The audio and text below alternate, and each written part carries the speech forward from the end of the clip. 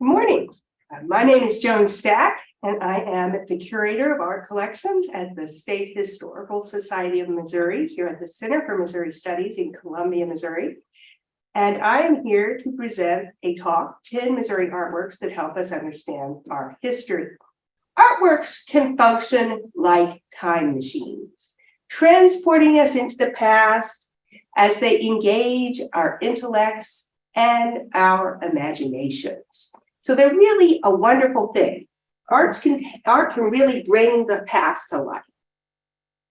Now on your screen, you see 10 very different artworks from institutions across Missouri that represent various eras of our state's past. Now this overview reflects the complex and powerful lessons that Missourians can learn by studying the state's art. And since it is difficult to assess the evolving significance of living artists, I have limited myself to 19th and 20th century artists who are no longer living. Number one is Chester Harding's portrait of William Clark as governor of the Missouri Territory, created around 1820. Now this portrait can be seen in the St. Louis Mercantile Library, which is now in the Jefferson Library on the University of Missouri St. Louis campus. Now you see the library on the upper right of your slide, and you can see how big this portrait is in the lower right-hand photo from inside the library. Harding's portrait represents the famous explorer as the chief executive, who oversaw the unorganized Western lands acquired from France with the Louisiana Purchase. This, of course, was a land that he helped map and explore at the direction of President Thomas Jefferson between 1803 and 1806. The headquarters of this land, which came to be known as the Missouri Territory, were in St. Louis, where Clark served as territorial governor from 1813 until 1821. In 1820, Clark hoped to be elected governor of the soon-to-be state of Missouri, and he commissioned the ambitious young painter Chester Harding, seen at left, to paint this monumental life-size portrait.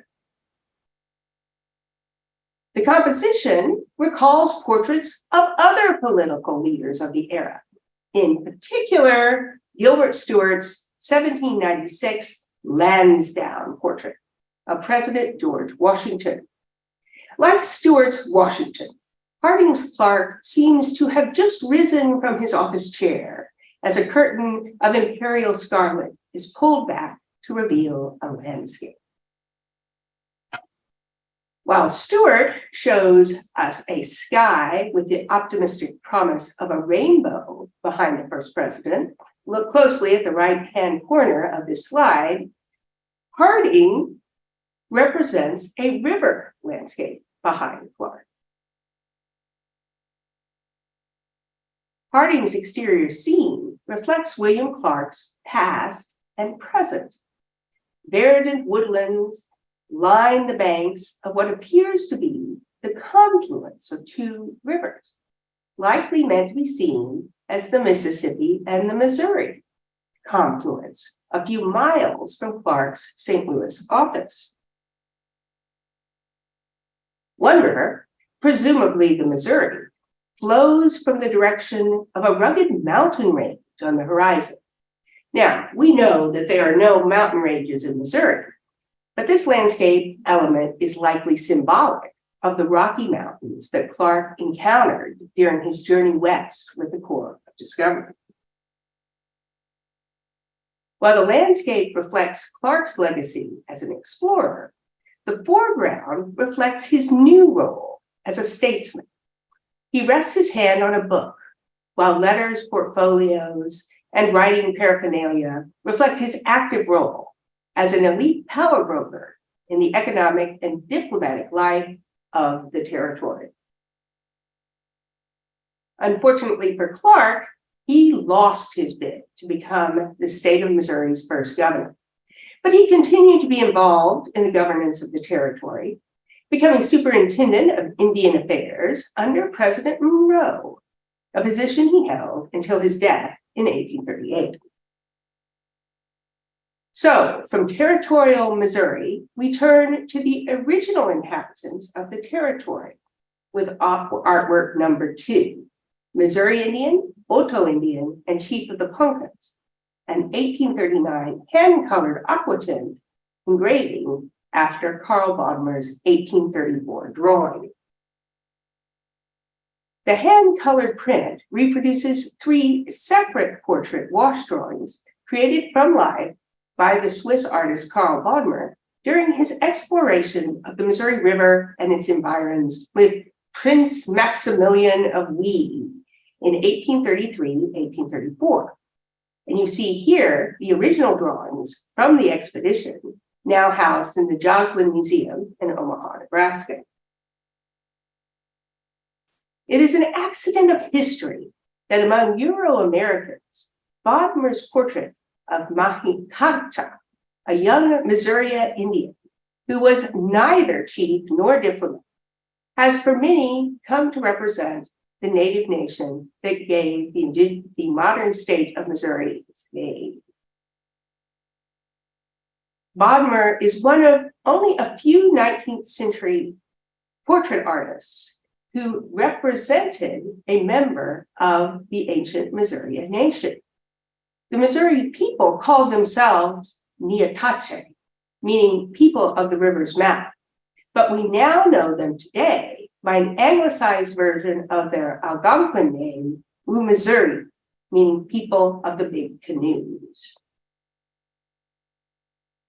Until the 19th century, the Missouri controlled trade along the lower portions of the river that bears their name.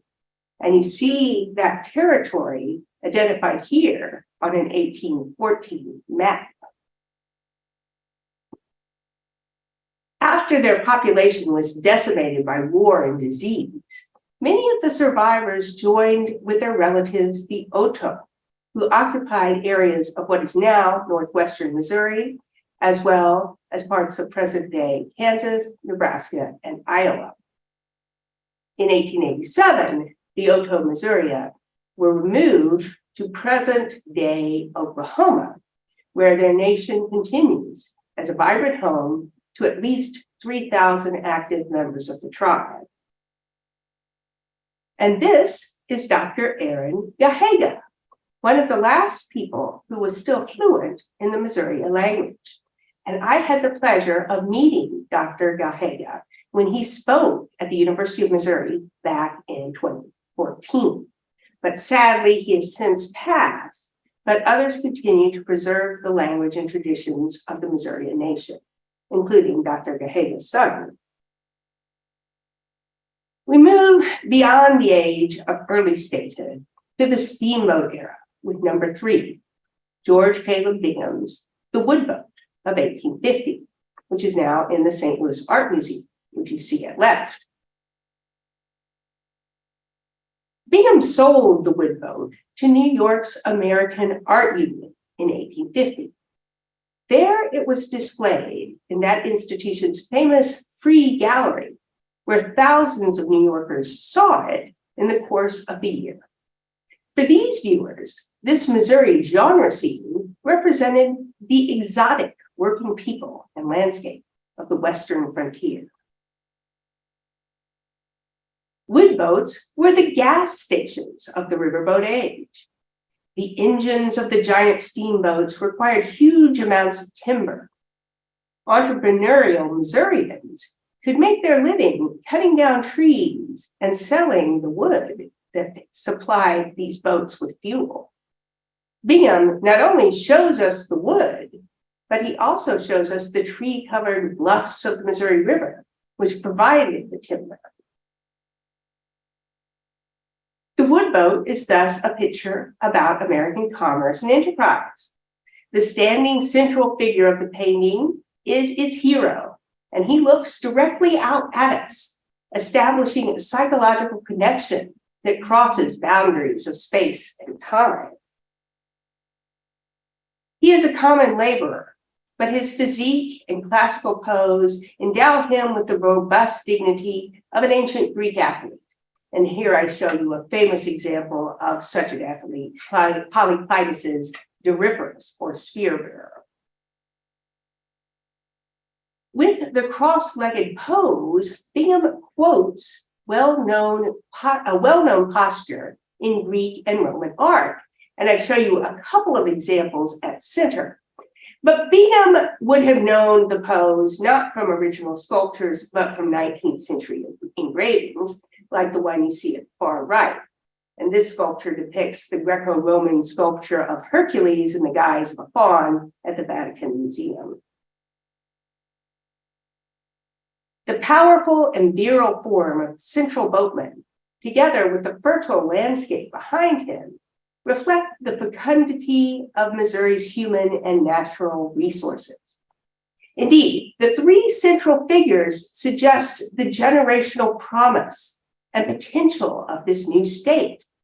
To the right, we see an older man, perhaps the father of the red-shirted youth, and to the left, a seated boy whose presence suggests the youthful potential of the not yet 30-year-old state of Missouri. With number 4, we come to an image that reflects the tragic legacy of slavery that has haunted Missouri from its days as a French territory in the 17th century. This is Louis Schultz's posthumous portrait of Dred Scott, created around 1882, and now in the Missouri History Museum in St. Louis, and you see the building at left.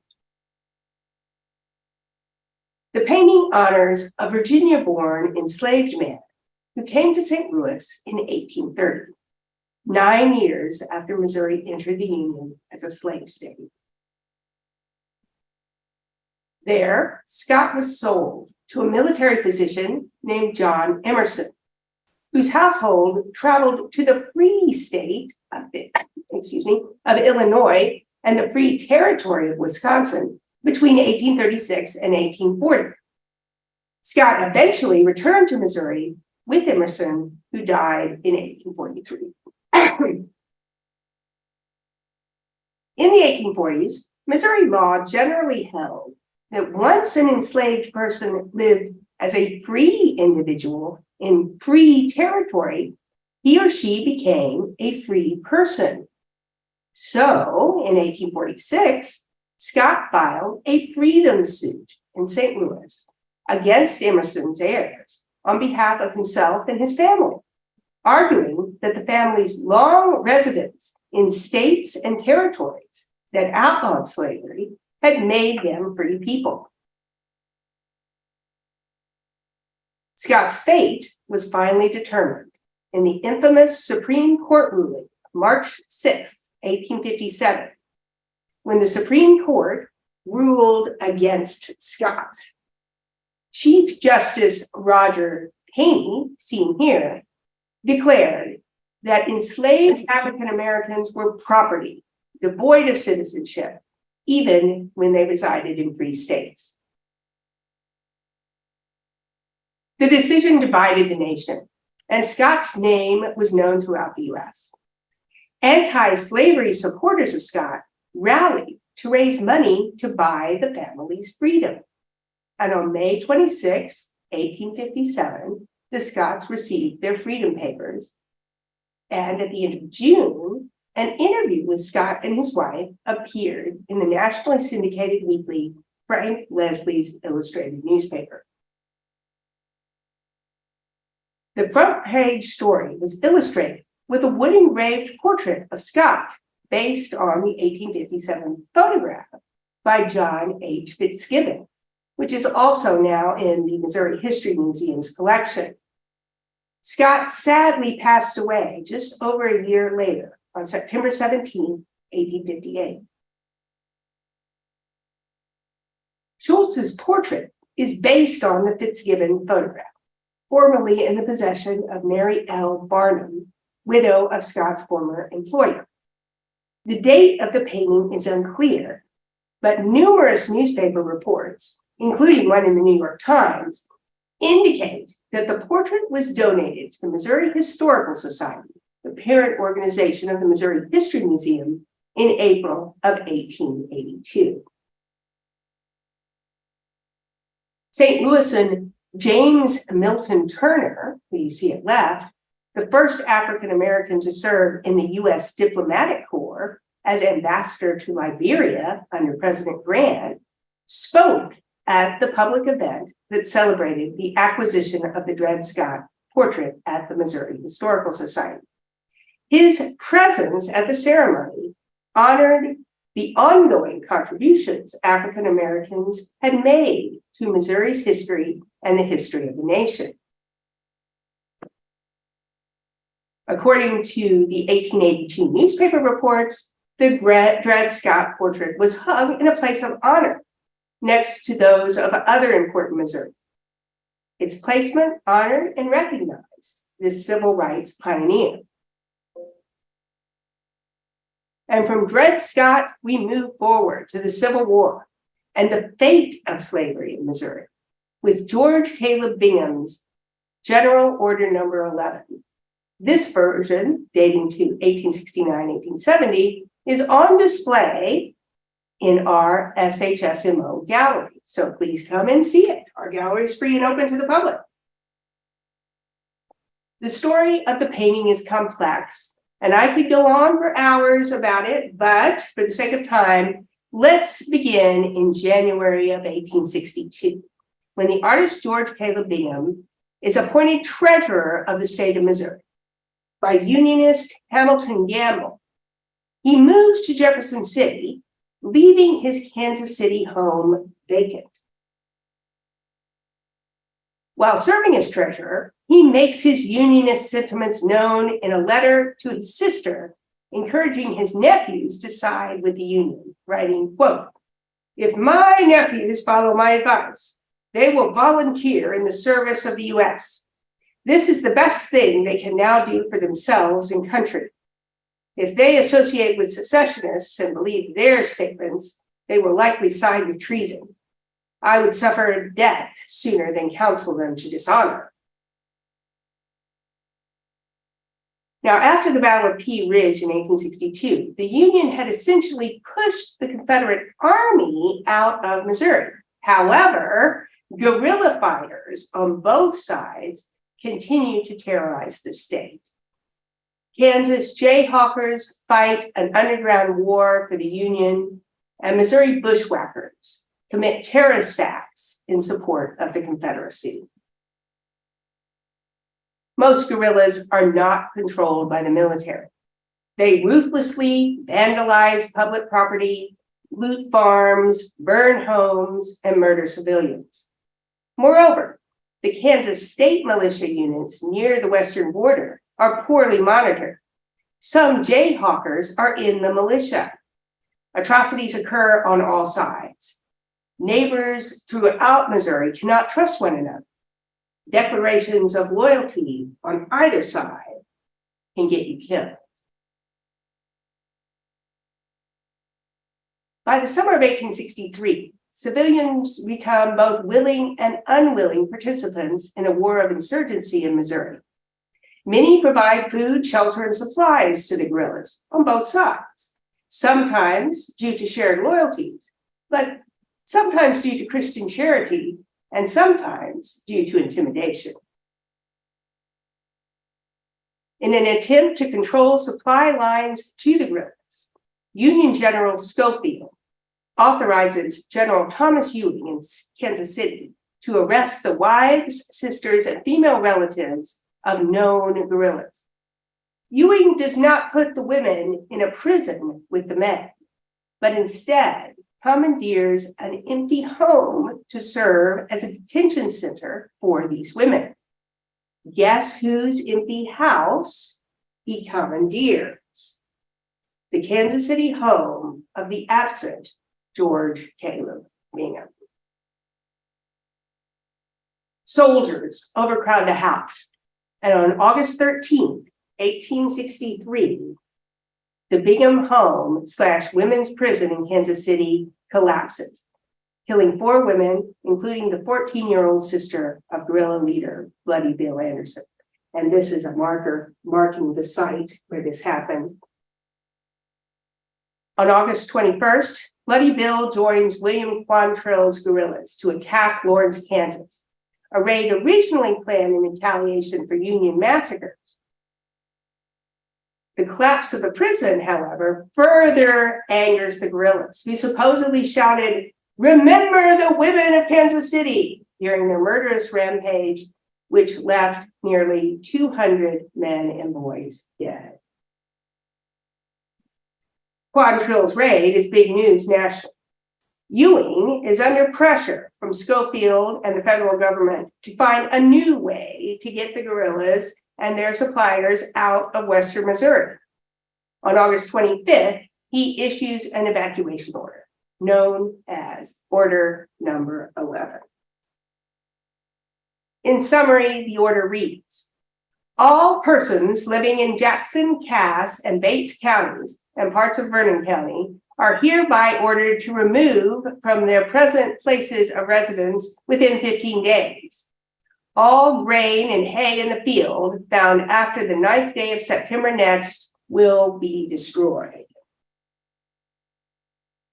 Bingham is horrified as he watches thousands of refugees victimized by Order Number 11 traverse his state. Troops from Kansas were brought in to execute the order. Old rivalries lead to vengeful looting. And though the Union soldiers were only ordered to burn the fields, most homes were also set on fire. The area becomes known as the Burnt District. Immediately after the war, in 1865, Bingham begins work on a painting representing the effects of Order Number 11 on the people of Western Missouri. He will eventually paint 2 versions of this composition and oversee the making and publishing of an engraving after the painting. The composition shows the enforcement of the order by Kansas militia members known as Redlegs, identified by their red leggings. They have shot one man for resisting, and they threaten a family as they loot and burn their home. On the right, we see throngs of refugees departing the area. The refugees include 2 African Americans who flee the chaos in the foreground. Their gestures of grief and fear encourage empathy. When the painting is hung on the wall, these figures are at eye level. If one stands on the right side of this large picture, they are particularly engaging as the survivors of slavery.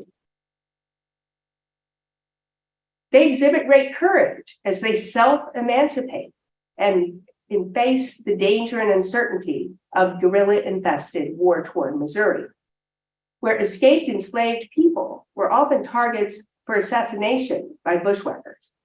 Bingham didn't have to include these empathetic figures. He could have painted a picture like Tom Lee's 1939 Pleasant Hill post office mural, Back Home, a beautiful and powerful painting, but one which shows only the white victims of Order Number 11, sidestepping the thorny issue of slavery and its aftermath in Missouri. Bingham's image is less direct, and in a way it's more confusing, as he represents the chaos of the era. Racial and gender politics come into play as he creates an image in which the violation of the home metaphorically suggests domestic or sexual assault. A bearded, hyper-masculine redleg at the center of the painting steps towards the civilians in an aggressive pose. The soldiers have entered the private home, the most sacred of domestic spaces. They've penetrated the privacy of the upstairs bedrooms. Strangers rifle through the personal belongings and chests of the family. And a bedstead, the most intimate of furniture, is carried through the front door. This is a multifaceted monumental composition with broad implications related to the Civil War and war in general. It is telling that Bingham initially thought of titling this picture Civil War. In other words, he had thought this version of a particular wartime event was emblematic of the nature of the Civil War in general. As the viewer's eyes move from left to right across the painting, we follow the refugees to the crossroads, an ancient symbol for the idea of a place in time where humans make important decisions in their lives. Of course, this is a literal crossroads that shows the way to Lexington, where the river was, but it's also perhaps a metaphorical crossroads. The legacy of slavery and the Civil War divided Missouri and the nation, bringing its people to a metaphorical crossroads where they needed to make critical decisions about how to address the future. The presence of the crossroads here suggests that essential problems remained unsolved when Bingham painted this picture. And I would argue that some issues with their roots in the Civil War remain unsolved today, making Order Number 11 a powerful and continually relevant cultural document. And with number 6, we go from civil rights to women's rights with Rose O'Neill's Votes for Women, a 1915 postcard at the Bonnie Brook Gallery Museum in Homestead near Branson, Missouri. This is one of the many original O'Neill artworks housed at this site of the artist's former home. Now, while many people may not recognize Rose O'Neill's name, you probably know her most famous creation, the Kewpie. After being introduced in 1909, the Kewpies became an international sensation, one of the first cartoon images to spawn a massive merchandise campaign. And O'Neill used her fame to support a number of women's causes, including the campaign for women's right to vote between 1914 and 1920. In the patriarchal world of the early 20th century, Rose O'Neill was a female pioneer. O'Neill was active in the women's suffrage movement, and she provided Kewpie imagery to promote women's rights. And I love this image. It says, "Give mother the vote. Our food, our health, our play, our homes, our schools, our work are all regulated by men's votes. Think it over. Give mother the vote." In 1937, O'Neill retired to Bonnie Brook, her family's estate a few miles north of Branson, where she lived and worked until her death. Her groundbreaking life has since inspired women artists around the world to overcome sexism in the pursuit of creative careers. And number 7 is by a lesser-known female artist of the same era, the Norma Shaw, who created this design for the Missouri Centennial poster in 1921. This brightly colored painting advertises Missouri's centennial celebration at the State Fair in 1921. The composition is dominated by a classically dressed, blonde, fair-skinned woman identified as Missouri by the text on her crown. She faces the viewer and gestures towards the framed blue-skied scene behind her. In front of the allegorical personification are 2 figures representing Missouri at the time of statehood, 1821. A seated Native American man in an orange robe and a buckskin-clad frontiersman. The woman, symbolizing Missouri, appears to be showing these figures a cloud-swept vision of Missouri's past and present. Within the vision, we see the white dome of the Missouri State Capitol building, erected in 1917, as well as the colorful pavilions and flags of the 1921 Missouri Centennial Exposition and State Fair. In front of the 20th century architecture, we see figures from Missouri's past. One oxen pull, a covered wagon, and native people are seen on foot and on horseback. In 1921, this imagery would have encouraged viewers to think about how Missouri had changed in the 100 years between 1821 and the centennial.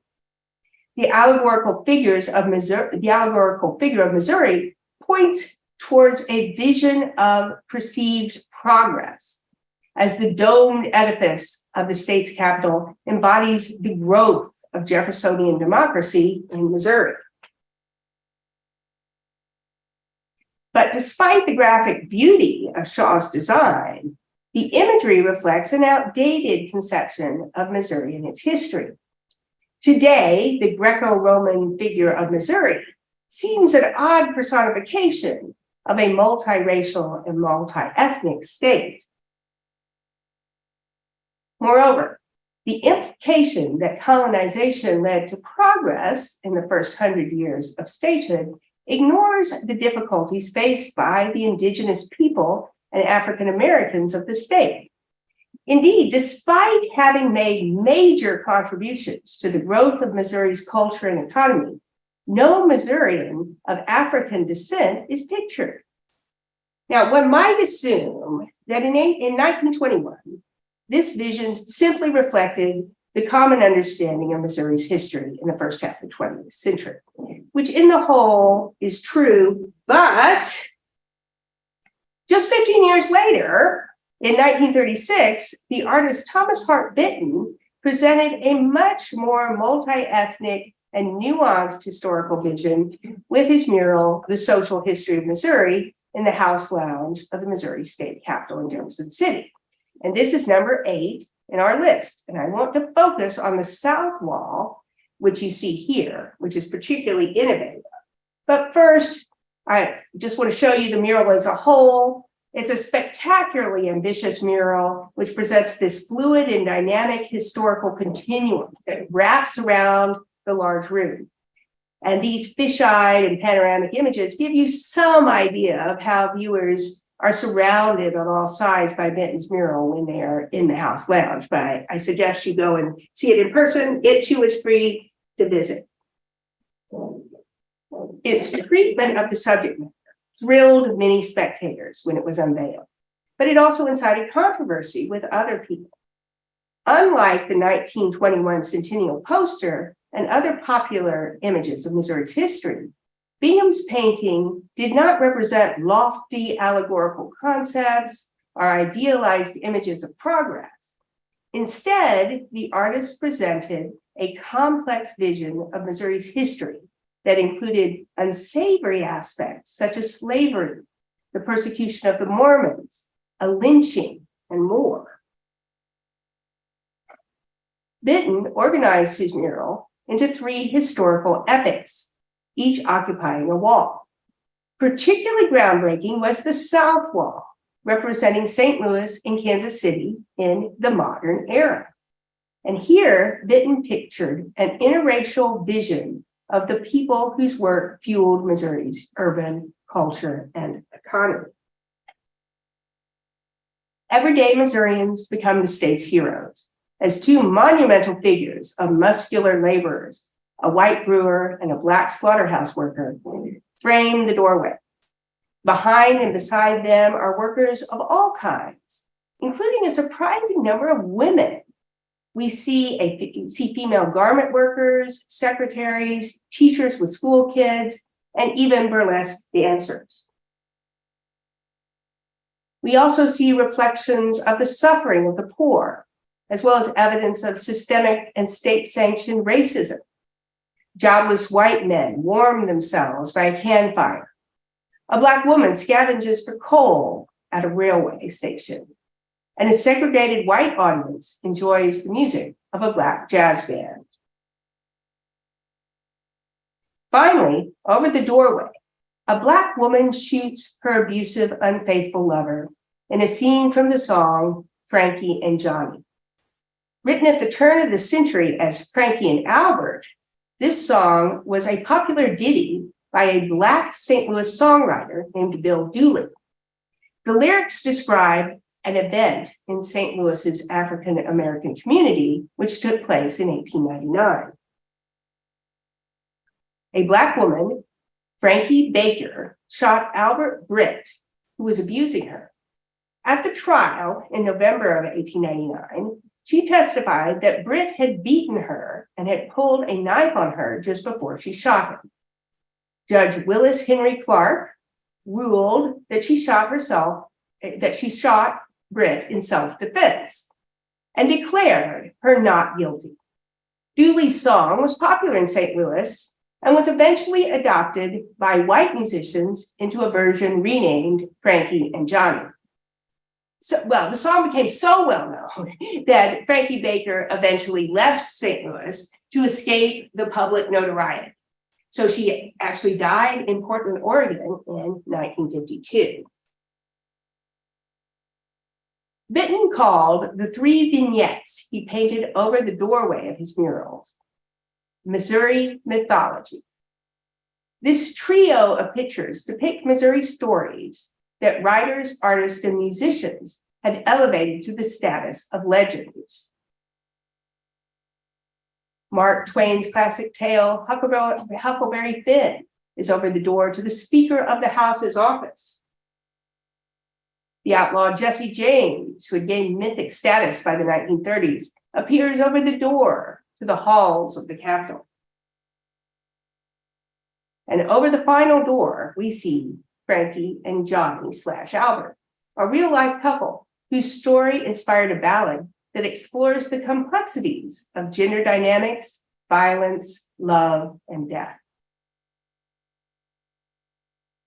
By equating this Black mythology with the story of Huck Finn, which, by the way, is directly facing the Frankie and Johnny image across the room, Benton suggests that in the Jazz Age, Missouri's African American communities were making important contributions to the creation of American culture.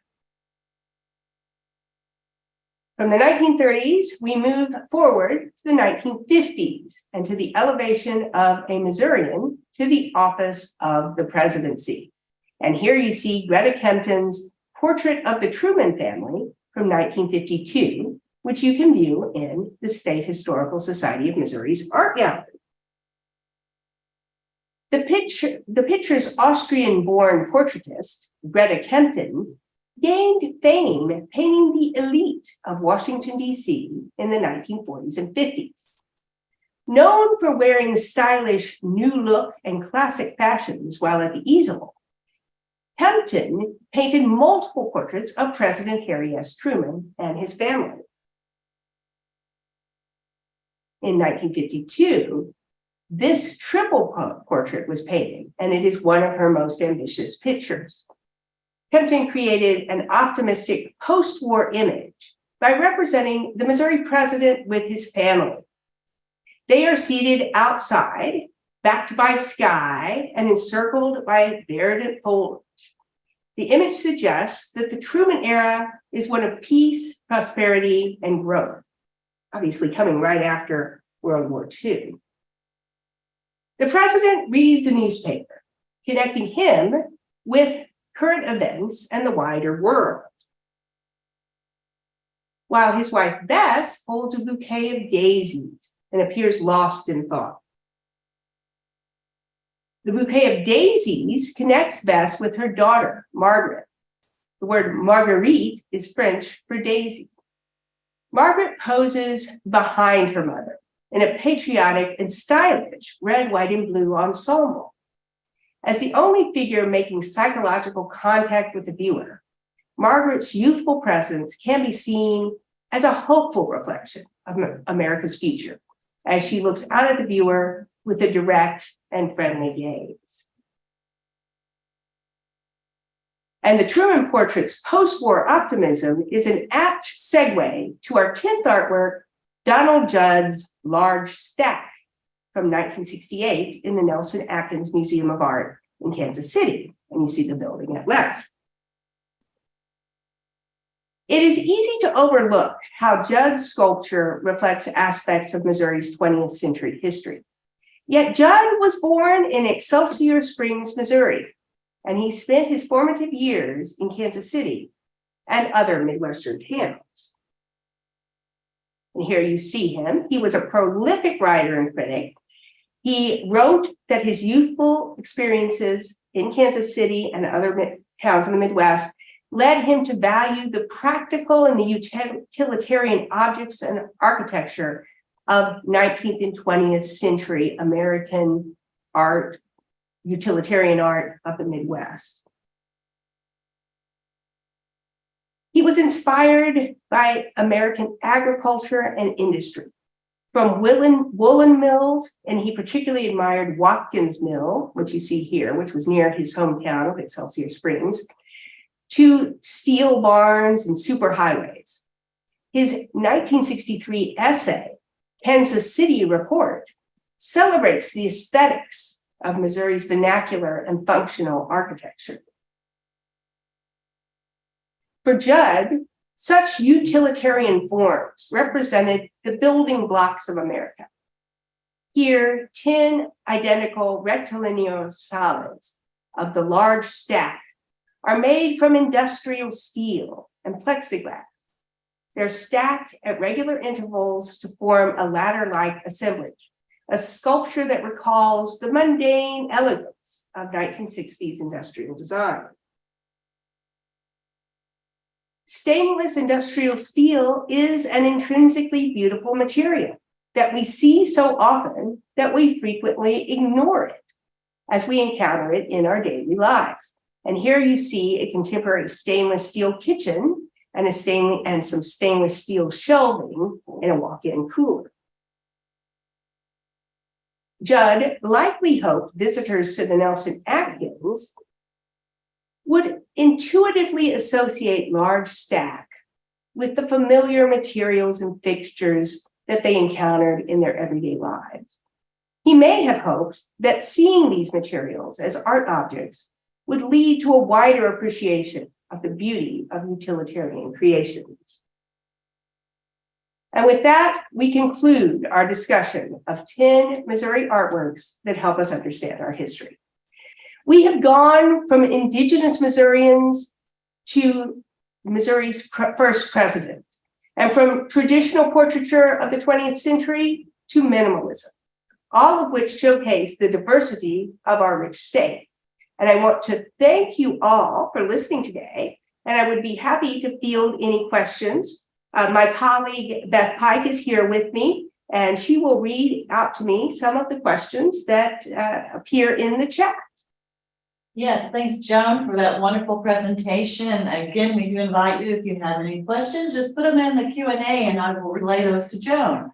But Joan, I was just wondering, how challenging was that to come up with 10? I'm sure there were 1 or 2 or 3 or 4 that was left on the table that you might want to have put into your presentation, or maybe not. Well, yes, of course. One of the things I did want to do is have them spread out to various parts of the state. So we have St. Louis represented, Kansas City represented, and the Branson area represented. Of course, we have 4 things that are from our collection. So I was more familiar, of course, with the many artworks in our collection. And we could have easily included many other works throughout the state, in Springfield and Kansas City, various museums.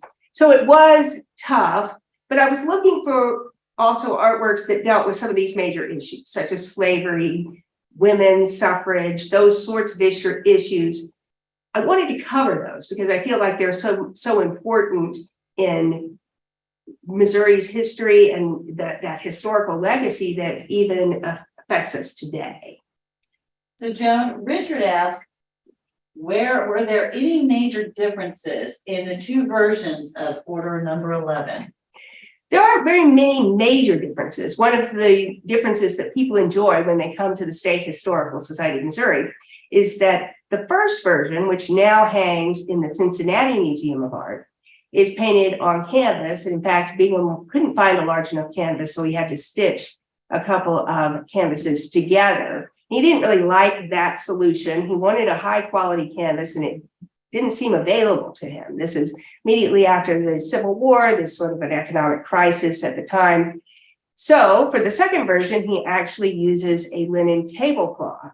And if you come and see the painting here at the State Historical Society, and you look close in the raking light, you can see the weave of the tablecloth, which is kind of a fun thing to do that you can't do in just looking at a picture as a slide here or in a book. So that is one difference, a physical difference between the two. One of the few, there are a lot of small differences, but one of the most noticeable differences in the actual composition is he changes the dress of the female figure who's holding up, reaching over and hugging the older man who I think she's afraid is going to get into a fight with one of these redlegs. And in the original version, she's in a kind of a cream colored dress that goes all the way from the top to the bottom.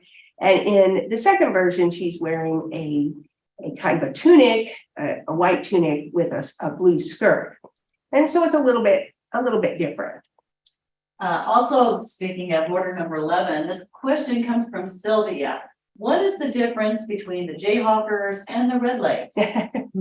Well, the Redlegs are a kind of Jayhawker, but there were other types of Jayhawkers, some in the Kansas militia, not necessarily in what we would call the traditional Union Army. These were not people educated at West Point, but each state also brought out their own militias, state militias, to fight on both sides. And in Kansas, of course, a lot of these militia members were very pro-Union and anti-Missourian. So they tended to be pretty negative towards the Missouri fighters, and they were not governed. So some of them would join in with Jayhawker groups, such as the Redlegs. Now, the Redlegs definitely were part of the militia.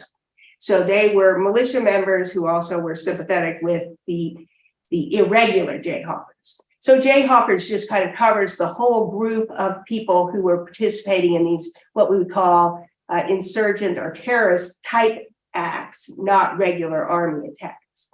And so here, the Redlegs are carrying out an official duty, but they're doing it with a little bit of meanness and terrorist spirit, really terrorizing the family, burning the houses. So going much further than perhaps the regular army would have gone.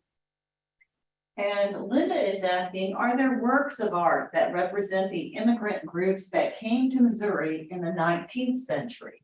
Oh, of course, there are many such works, many by immigrant artists. I think of Claudia Kummel, who did some wonderful works in the area of Glasgow, Missouri, but she also traveled to St. Louis, and she also reflected the post-war years after the Civil War ended, and represented some of those people and the kind of Gilded Age sort of era. So yes, of course, there are wonderful works by artists that come from immigrant families, as well as works that reflect the immigrant heritage of, especially in places like St. Louis, you see that. There's a question also that came in was, what was the title of the Donald Judd document that you showed in Kansas City? Is it available online? It should be. I think I found it online at the Nelson Atkins site, and it's called Large Stack. And he did several large stacks, but this one is one of his large stacks. I think he really liked this idea of regularity and producing something that kind of had the look of a mass marketed item. He was not like Andy Warhol in many ways, but in that way, he was sort of interested in producing things that reflected the consumer culture or the industrial culture of the age. And William is asking, what historical artists do the best job of portraying urban, industrial St. Louis or Kansas City? Ooh, that's a good question. I'm thinking about contemporary artists, but there's a lot of wonderful photographers who do that, including some that we have in our collection. For instance, Arthur Whitman, who worked for the St. Louis Post-Dispatch and did wonderful images, both of urban St. Louis for the paper, but also wonderful images of the St. Louis Arch as it was being built. So he reflected all kinds of things that were happening in the news, but he was also very much an artist photographer. So that when I'm thinking of the industrial world, I think more of illustrators that have represented that. Some of the illustrators for the illustrated newspapers of the time. I can't think of, Missourians have tended to be pretty rural centric in their tastes. So there were artists who worked in St. Louis, like Frederick Oak Sylvester, who did occasionally paint the river in industrial St. Louis. I think there is a painting like that in the Museum of Art and Archaeology here on the University of Missouri campus. But he's mainly known for his much more rural, sort of nostalgic images of the river just outside of St. Louis. And so you often find people going into the landscape, having the landscape as their inspiration, even if they are St. Louis artists. And we had someone that appreciates that you started out with the Chester Harding portrait. I was wanting to know, could you go more into the history of how the portrait left the Capitol building after the fire? Oh, well, you're talking about I don't think the Chester Harding portrait was there because, of course, he wasn't a governor of Missouri. I think it's been at the Mercantile Library a long time. Now, obviously, it wasn't there in 1820, but the Mercantile Library was founded in the 1850s. And I think it's been there a long time. So I don't think it was there in the Capitol. Now, you may know something I don't, but I was under the impression that this was a long time resident of the Mercantile Library, one of their most prized possessions. But they have a fantastic collection. I encourage you to go there and see what they've got. It's pretty spectacular, including some Harriet Hosmer sculptures, just some wonderful things. But the portrait of William Clark is one of their kind of showstoppers. So it possibly was in the Capitol in St. Charles at one point early on. I'm not sure about that, but I don't think it was there for that famous burning of the Capitol. Some of George Caleb Bingham's portraits were there. George Caleb Bingham did a large portrait of George Washington and a large portrait of Thomas Jefferson that were there in the Capitol, and they burned, and so we no longer have those. Jacob was wanting to know, are there particular challenges to preserving the Benton mural since it's in a public building rather than a museum or a library? Yes, and it's interesting. They maybe didn't recognize this so much shortly after it was painted. So it actually did serve as the house lounge. So the members of the house would come in with their cigars and smoke around it and all kinds of things. And so it actually got fairly badly damaged early on in the first 30 years of its life. And my predecessor as curator of the State Historical Society's art collection, Sidney Larson, was a close friend of Thomas Hart Benton, and he actually restored that mural and cleaned it up.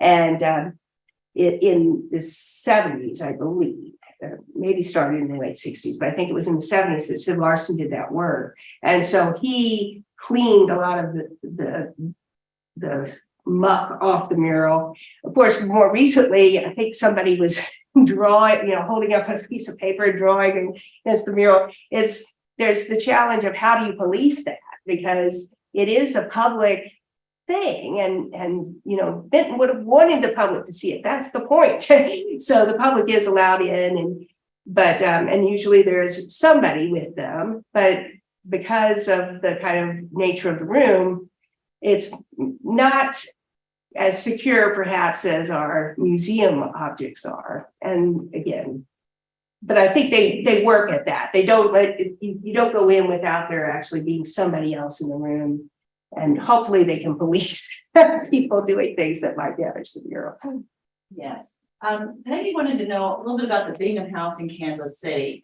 Is there a historical marker at the exact site, and just where is that located? Yes, and it's funny that the house, apparently, at least where the historical marker is kind of right in the middle of I-70 as it turns around. I think maybe it's called something slightly different as it runs through Kansas City.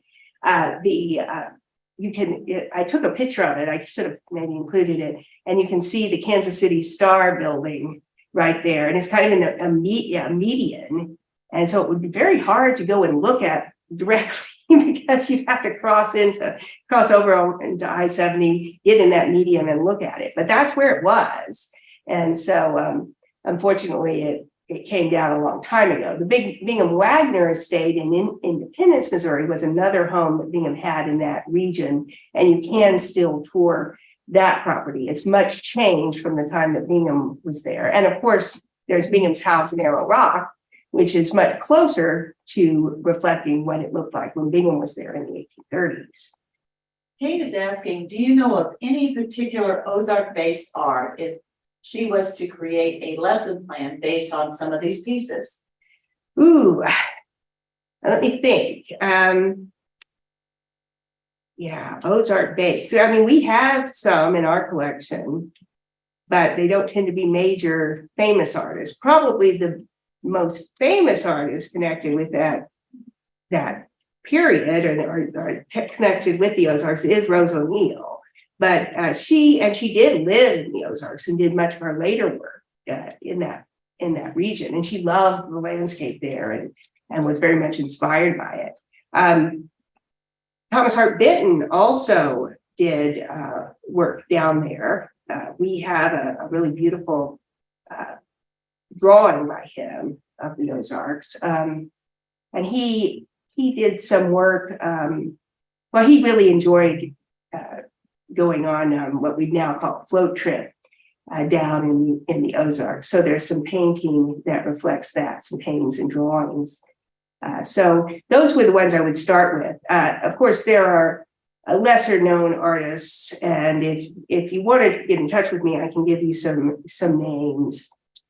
And I am going to put your email in the chat function. Yeah, so great. You can check it there. I did also go just kind of close it up here because we're almost out of time, but we're going to leave with Norman, who asked, it seems to me that Missouri's place in U.S. history is unique because of the role it played before and during the Civil War. And Norman says, I think that you've shown the divisive nature of life in Missouri and the artworks you have chosen. Do you think that the themes of division still carry on in today's Missouri's artists? Oh, I think so, in various ways. I was born in Missouri, and my father was an artist. And one thing I'll say about Missourians, we're sort of schizophrenic, and I think that shows in our art and our literature.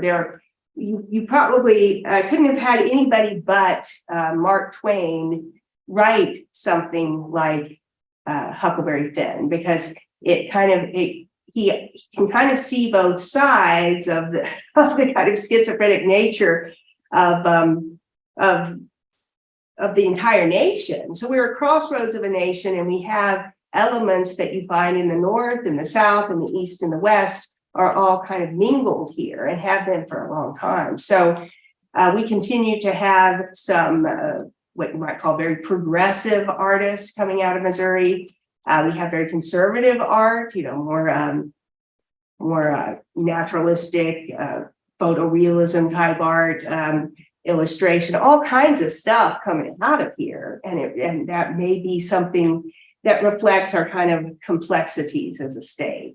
Just thank you so much for listening, and I hope you continue to check our website and see all the things that are happening at the State Historical Society of Missouri.